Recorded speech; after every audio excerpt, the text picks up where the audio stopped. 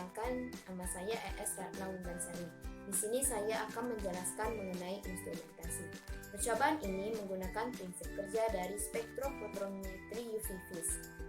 Interaksi yang terjadi antara energi yang berupa sinar monokromatis dari sumber sinar dengan molekul. Instrumen adalah alat yang digunakan untuk mengumpulkan data dalam suatu penelitian dan penilaian.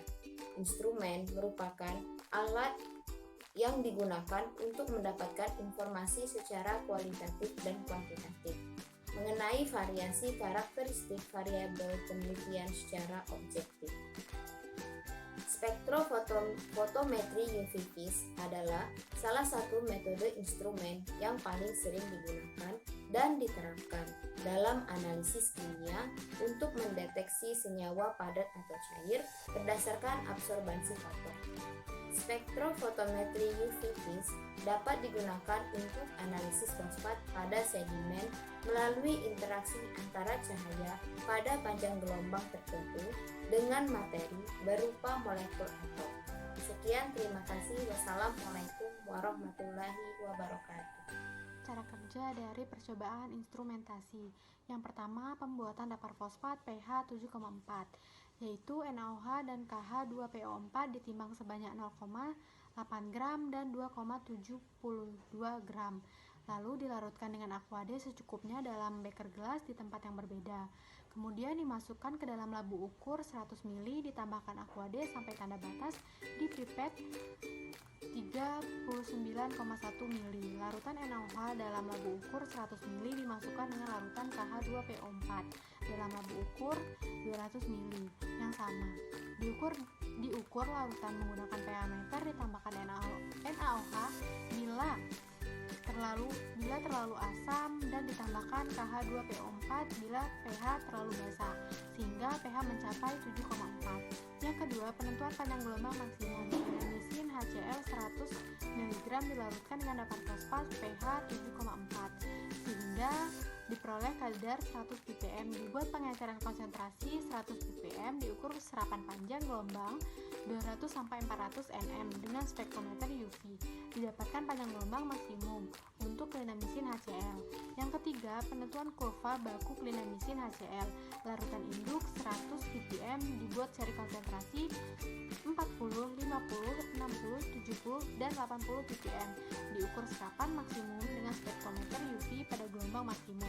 Klinamisin HCl digunakan dapar fosfat 7,4 sehingga blanko diperoleh persamaan regresi lineal Y sama dengan Bx plus A, kadar sebagai absis dan serapan sebagai ordinat sehingga didapatkan nilai mendekati 1. Yang terakhir, penentuan kadar klinamisin HCl dalam sediaan gel diukur kurang lebih 250 mg gel klinamisin, dimasukkan ke dalam labu ukur 25 ml dan ditambahkan dapar fosfat pH 7,4 sehingga tanda batas didapatkan konsentrasi 10 mg per mili 10.000 ppm. Diencerkan untuk mengukur kadar klinamisin HCl dalam gel menggunakan spektrometer UV VS. Pada panjang gelombang maksimum dilakukan pengenceran sehingga didapatkan nilai absorbansi dalam rentang 0,2 sampai 0,8.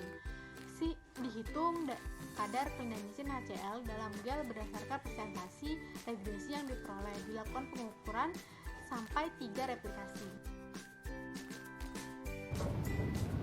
Assalamualaikum warahmatullahi wabarakatuh. Perkenalkan, nama saya Saskia Putri. Saya akan memaparkan pembahasan mengenai praktikum instrumentasi spektrofotometri UV vis. Spektrofotometri UV vis ini yaitu metode analisa suatu sampel di mana sampel merupakan sampel berada pada daerah sinar radiasi ultraviolet antara 200 sampai 400 nanometer dan daerah visible 400 sampai 800 nanometer.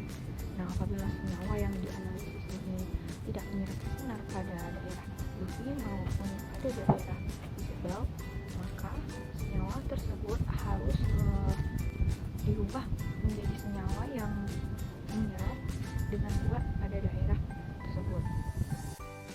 Syarat dalam pembentukan warna pada zat yang dianalisis, reaksinya dengan zat yang dianalisis harus negatif dan sensitif.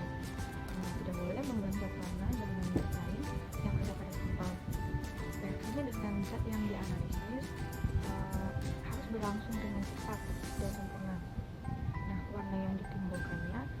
stabil untuk jangka waktu agak lama atau tidak terlalu pendek. Pengaruh pH terhadap kompleks berwarna yang terjadi harus diketahui.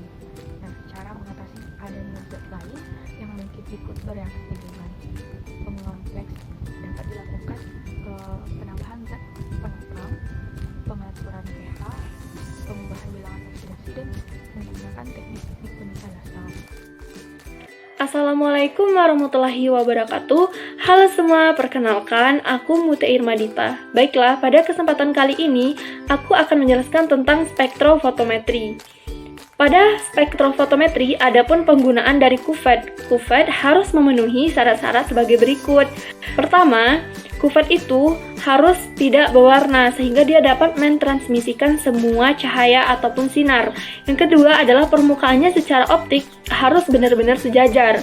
Kemudian yang ketiga, tahan ataupun tidak bereaksi dengan bahan-bahan kimia. Kemudian yang keempat, kuvet juga harus tidak boleh rapuh. Dan terakhir, kuvet harus mempunyai bentuk yang sederhana. Selanjutnya yaitu adapun cara kerja dari spektrofotometer secara sederhana. Pertama yaitu sumber cahaya polikromatis akan masuk ke dalam monokromator, di mana di sini akan terjadi penyebaran dari cahaya. Kedua, dari monokromator ini akan keluar menuju ke sel sampel. Nah, pada sel sampel ini akan terjadi penyerapan sinar oleh zat yang ada di dalam sampel tersebut, di mana cahaya yang masuk akan lebih terang dibandingkan dengan cahaya yang keluar. Kemudian selanjutnya, cahaya itu akan ditangkap oleh detektor dan mengubahnya menjadi arus listrik. Kromofor adalah bagian dari pigmen yang paling sensitif terhadap rangsangan cahaya. Nah, kromofor ini juga sebagai antena ataupun alat penangkap gelombang elektromagnetik pada panjang gelombang tertentu. Nah, suatu panjang gelombang spektrum tertentu dapat merangsang perubahan molekul daripada kromofor karena molekul itu akan tereksitasi. Sekian penjelasan dari saya. Assalamualaikum warahmatullahi wabarakatuh.